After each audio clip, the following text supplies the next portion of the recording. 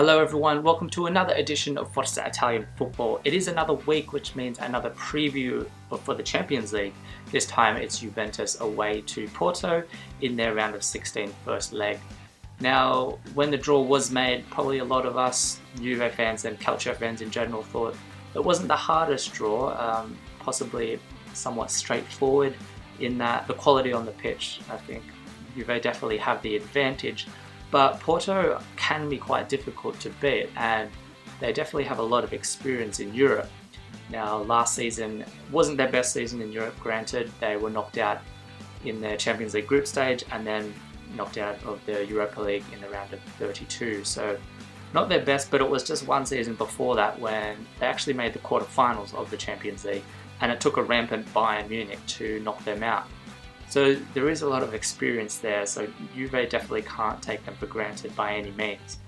Now the first leg of course is in Portugal, which has quite a bearing in that Porto have not lost at home in any competition this season. In fact, the last time they lost at the Estadio do Dragão was on the 30th of April last year against Sporting Club in the Portuguese league. So very difficult to beat at home. So they really do need to have their heads switched on for this match. Though it is not just at home that Porto play good football. They are quite good in both attack and defence, really, particularly in the Portuguese league, obviously. They average 16.6 shots per game, which is quite high, and to put that into context, if you match that up with the top 5 leagues in Europe, Porto would actually sit 9th highest in that rating, which is above the likes of Barcelona and Juventus, who sit in 17th in that list. And then you look at the defence side of things, you've got shots conceded, just 7.5 per match conceded by Porto. Now again, to put this into context, that is actually less than any other club in the top 5 leagues.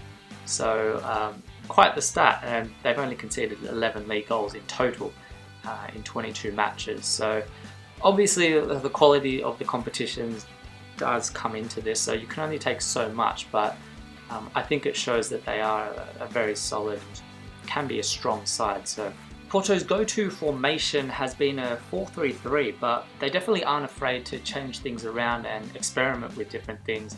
In fact, in Europe, they actually played more in a 4-1-3-2 this season, so it'll be interesting to see what they go for against Juventus. You might expect possibly a more reserved approach, so a 4-4-2 or a 4-3-3. So there are lots of options there that they might go for, and in defence they particularly have to be wary of the form of Gonzalo Higuain. 13 goals in his last 13 starts, and Paulo Dybala's he's been in good touch really since the start of the year. So they are big dangers for Porto, so it'll be interesting how they approach this. Obviously, with that said, while there is a lot of danger, if Porto are going to go for it, it needs to be at home. That is their fortress. So, they might just stick with that 4-1-3-2 and see what happens, see if they can get an advantage before going to the Juventus Stadium, as obviously it's going to be a whole deal harder in Turin. In any case, Andre Silva will lead the line for Porto. He's got 17 goals and 6 assists in all competitions this season. So he's very much the danger man for Juve's back 4 or back 3, which kind of takes us into Juve's formation. We are expecting that 4-2-3-1 to be utilised, something Massimiliano Allegri has almost exclusively used since that loss to Fiorentina in mid-January. But since then, they've used it in 7 matches and won 7. So, a lot of positives to take out of that. It is likely in those 2 midfield holding positions, they're probably the ones that might see some different options available there. So Claudio Marchisio is fighting for his position with both Sami Khedira and Miralem Pjanic, and you could even throw Thomas Rincon in the mix as well. He's had a few cameo appearances and looked quite strong, so he's definitely a good one for that position for the future, definitely for Juve. Now Pjanic was rested on the weekend against Palermo, so I probably expect him to be taking his place in that holding midfield and then joined by either Marchisio or Khedira. Now in terms of the clubs playing each other previously, They've only played each other twice, which was back in 2001. One win for Juve and one draw. Though when we look at their records against the national opposition, Porto's record against Italian opposition doesn't read great. It's 8 wins from 28 matches in total, though they have been unbeaten at home in their last 5 matches against Italian clubs. So they can draw some confidence from that, and obviously, as I've spoken before, they are on a large unbeaten run at home at the moment, so they'll be looking to extend that if possible.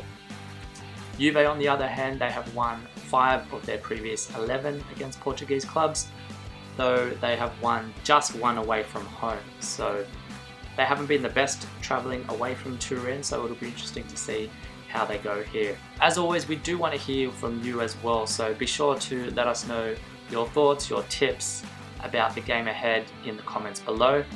Myself, I think it's going to be relatively close. I can see just a 1-goal advantage in the final score. A 1-0 or a 2-1 would be a great result for me for Juve to go back to Turin with, and something they would safely, I think, get them through to the next round. Though in saying that, given Porto's strength at home, I don't necessarily think a draw is a bad result for the Bianconeri.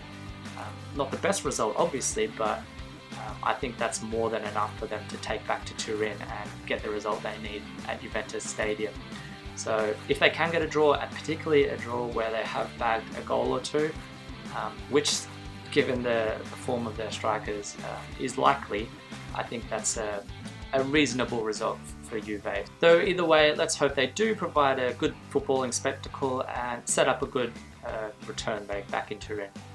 So that's it from me. Be sure to, if you haven't already, subscribe to the channel and look out for all our next videos to come.